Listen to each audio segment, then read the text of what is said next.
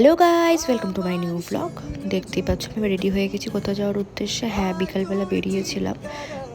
রাখি আসছে, তোমরা সকলেই জানো, শনিবারে রাখি। তো রাখি কেনার উদ্দেশ্যে আমার ভাই আছে, তোমরা জানোই। তো সুহাগানে গিয়েছিলাম, ওখানে রাখি সেরকম পছন্দ হয়নি। তারপরে চলে গিয়েছিলাম একদম চুড়িপট্টি যেখানে আছে সেখানে, যেখানে শাড়ির দোকানগুলো আছে। ওখানে একটা দোকানে প্রত্যেক বছরই শাড়ি, মানে সরি, ওরা রাখি রাখে।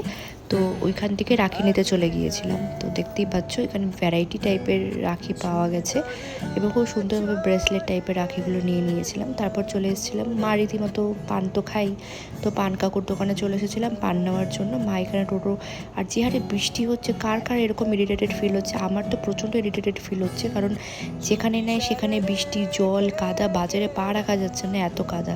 তারপর ওখান থেকে বেরিয়ে চলে গিয়েছিলাম গিফট যে দেবো, তো সেই গিফট কেনার উদ্দেশ্যে প্রথমে চলে গিয়েছিলাম কলকাতা বাজার। কলকাতা বাজারে যেহেতু সেরকম কিছু পেলাম না, তারপর চলে গিয়েছিলাম মঙ্গলদ্বীপে, কারণ সবাই জানো যে স্টাইল বাজার বন্ধ, 15 তারিখে খুলবে। তো আমরা এখানে টি শার্ট দেখে নিচ্ছিলাম।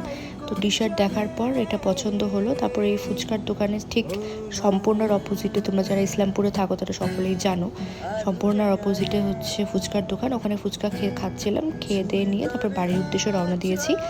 বাড়িতে ডিনার ছিল পিৎজা। তো আজকের ব্লগ এখানেই ইতি। ভালো থেকো, সুস্থ থেকো, টাটা।